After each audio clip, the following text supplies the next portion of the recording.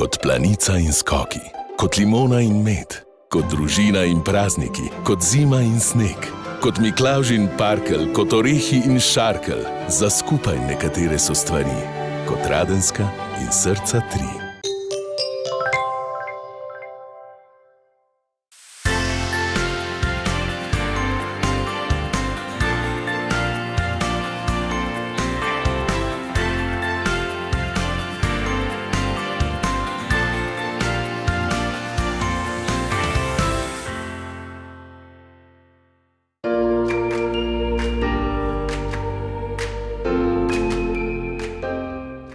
Radenska, ki je leta 2015 postala del češko-slovaške družbe Kofola, spada med vodilne proizvajalce gaziranih pijač v srednji Evropi.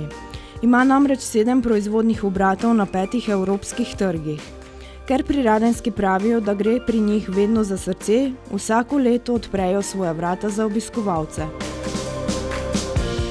To imamo letos, 3. letnik je že tega dna odprtih vrat. In zakaj smo se odločili? Zato, ker ko smo prišli kot novi investor od Kofole, smo razmišljali, kako pokažemo ostalim sosedom, vsem sodelavcem, celem okolju, da razvijamo podjetje, da nekaj delamo, da naprej, da nije to, da smo nekaj kupili, zapremo pa gremo nekaj nazaj. Ja, meni veseli, da prihajajo sosedi, da prihajajo naši zaposleni s svojimi družinami in vsi sosedi. In kaj smo pripravili? Po mojem največ za otrokov, ker za njih to je zanimivo, da si pridu pogledati, da vidijo kaj je, da se malo igrajo, da tudi vidijo, kje delajo ih starejši. To je tudi pomembno, da vidi otrok, kje, kaj in kaj to za njegove starejšega pomeni. Zgodba Radenske se je začela že leta 1869, ko je dr. Karl Henn zajel vodo, iz katere je nastala prva ustekleničena mineralna voda pri nas. Podjetje, ki bo prihodnje leto praznovalo 150-letnico delovanja, si prizadeva za kakovostne proizvode ter za odgovornost do svojih zaposlenih in do kupcev, svojo zgodbo pa gradijo predvsem na srčnosti. Čeprav se je v času delovanja Radenske spremenilo marsikaj, predvsem več strojnega dela, vsi obiskovalci še vedno z veseljem ogledajo njihove obrate. Nekoč sem tudi spadala, čeprav sem bila poslovodja v Gornji Radgoni, sem spadala pod Radensko in takrat sem prvič videla to proizvodnjo, toliko ljudi zraven, zdaj pa mašina, vse sem poslikala, bravo Radenska.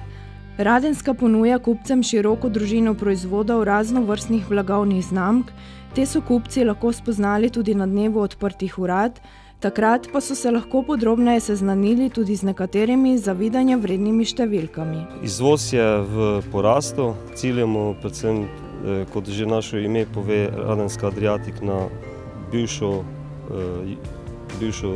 jugo.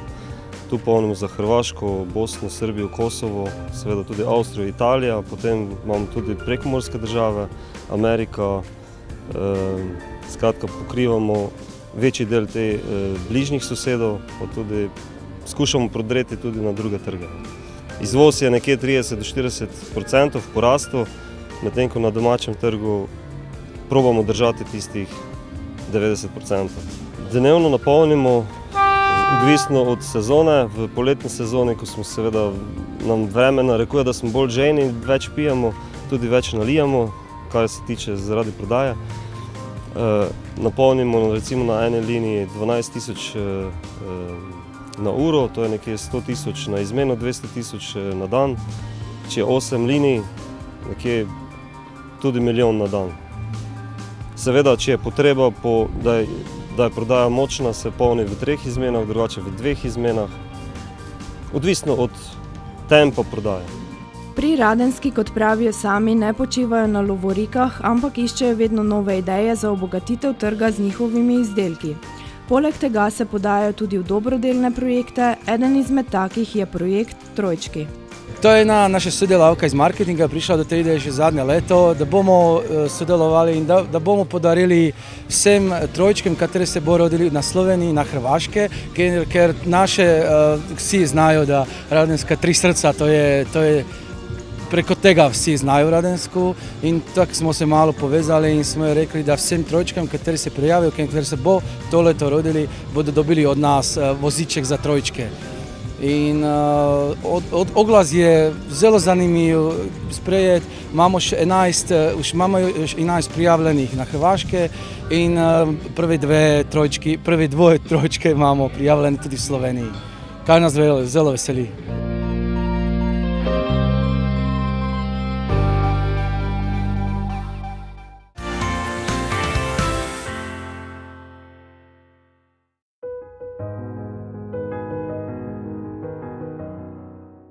Alkohol velja v družbi za velik javnozdravstveni problem, saj je najpogostejša in najbolj zlorabljena droga, ki povzroča največ ekonomskih, socialnih in zdravstvenih težav. Registrirana poraba alkohola se namreč v Sloveniji giblje med 10 do 13 litrov čistega alkohola na odraslega prebivalca na leto, okrog 10% odraslih prebivalcev pa na problematičen način uživa alkohol. Tudi zato potekajo številne preventivne akcije v organizaciji policije, Nacionalnega inštituta za javno zdravje ali drugih zavodov. Ena izmed njih je tudi vseslovenska iniciativa Heroji furajo v pižamah zavoda Vozim, ki ponuja rešitve aktualne problematike vožnje mladih pod vplivom alkohola. Zavod Vozim je nekako nastal iz projekta Še vedno vozim, vendar ne hodim, kjer smo paraplegiki, ki smo zaradi prometne nesreče vezani na uporabo invalidskega vozička po seveda nekih poškodbah, travmah, v glavnem zlomih hrbtenice, poškodbami hrbtenjače, pač vezani na uporabo invalidskega vozička in smo nekako prišli na idejo, oziroma ugotovili smo, da je tega v Sloveniji preveč in da se to najbolj pogosto dogaja mladim, take nesreče in smo nekako si resnično želeli in tudi zdaj si prizadevamo, da bi tega bilo čim manj in smo rekli, da lahko ponudimo svoje zgodbe, ki naj bi bile oziroma so, ugotavljamo zdaj, v poduk mladim, da pač so previdnejši na cesti. Heroji furajo v pižamah je neka nadgradnja, mi smo zdaj 10 let je ta projekt star oziroma Zavod Vozim in 10 let že zelo uspešno hodimo opozarjati dijake po osnovnih in srednjih šolah o projektu oziroma o nevarnostih nepravilne vožnje in neupoštevanja cestnih pravil in nekako nadgradnja tega, smo si pa rekli, da bi mogoče poskusili na mlade, ki hodijo na zabave iz zabav, vplivati in tudi seveda na njihove starše, svojce, da bomo rekli, pitje alkohola žal je v družbi prisotno, med mladimi nažalost veliko preveč in v bistvu rekli smo si, kaj bi lahko mi zdaj naredili, da bi mladi, ki pač rabijo alkohol, kako se ne izrazim, varno prihajali domov. S tem projektom pa ne samo na mlade, da želimo tudi, tako sem rekla, vplivati tudi na zavedanje staršev, da so starši še vedno tisti, ki pač naj poskrbijo za svoje otroke. Glavno sporočilo iniciative je poskrbi za varen prevoz domov, še posebej aktualno je v mesecu decembru, ko se tudi praviloma zgodi največ prometnih nesreč.